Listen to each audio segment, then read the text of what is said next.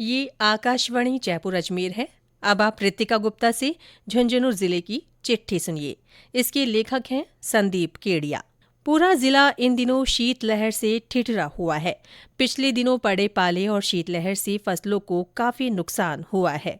सरसों में सबसे ज्यादा 80% नुकसान हुआ है। इसके अलावा चने और बाकी सब्जियों की फसल भी सर्दी की चपेट में आई है। इस नुकसान से किसान काफी आहत है। राजस्व विभाग की ओर से विशेष गिरदावरी की जा रही है।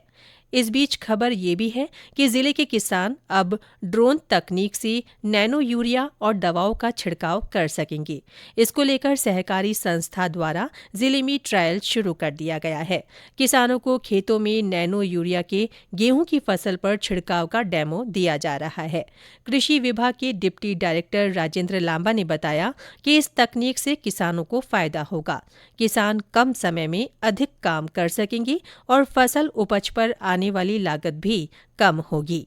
जिले में ड्रोन तकनीक को बढ़ावा देने के लिए गांवों में प्रचार प्रसार किया जा रहा है।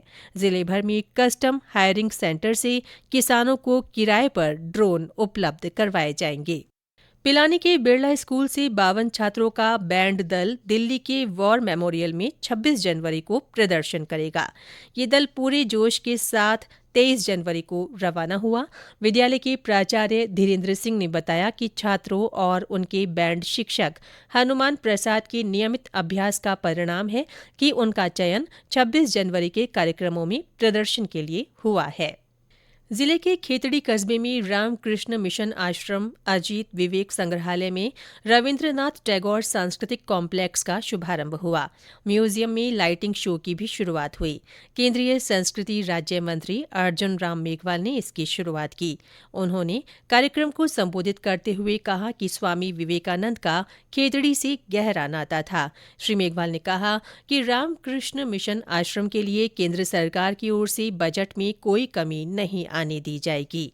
जिले के मुकंदगढ़ निवासी साहिल जगनानी को उनकी स्टार्टअप कंपनी द्वारा तैयार की गई डिवाइस की मोबी लैब के लिए नेशनल स्टार्टअप अवार्ड 2022 मिला है। केंद्रीय वाणिज्य और उद्योग मंत्री पीयूष गोयल ने दिल्ली में 16 जनवरी को नेशनल स्टार्टअप दिवस पर आयोजित एक समारोह में ये अवार्ड दिया।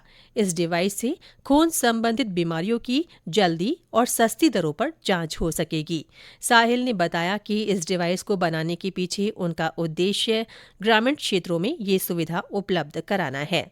पिछले दिनों परिवहन मंत्री विजेंद्र सिंह ओला ने प्रतापपुरा पंचायत में नए पीएचसी भवन का शिलान्यास किया।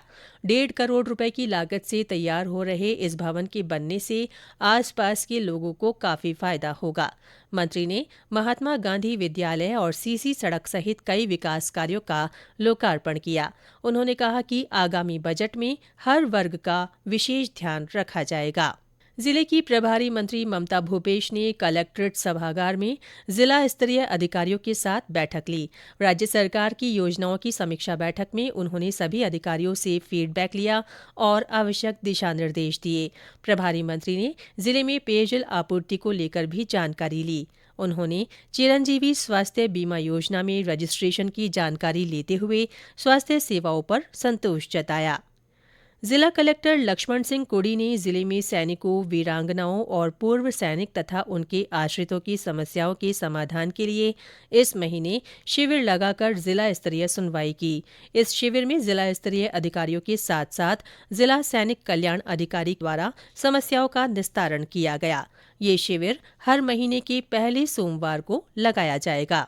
जिले में टीकाकरण की रियल टाइम मॉनिटरिंग के लिए यूविन पोर्टल लॉन्च किया गया।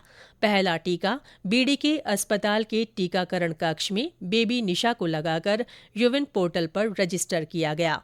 अब सभी वैक्सीनेशन इसी ऐप के जरिए होंगे। इससे ऑनलाइन सर्टिफिकेट भी जारी हो सकेंगे। बच्चों और गर्भवती महिलाओं के वैक्सीनेशन की रियल टाइम मॉनिटरिंग भी संभव हो सकेगी। साथ ही सत्र स्थलों की जानकारी और टीकाकरण से वंचितों की संख्या का भी पता लगाया जा सकेगा। जिले में पिछले दिनों सड़क सुरक्षा सप्ताह मनाया गया।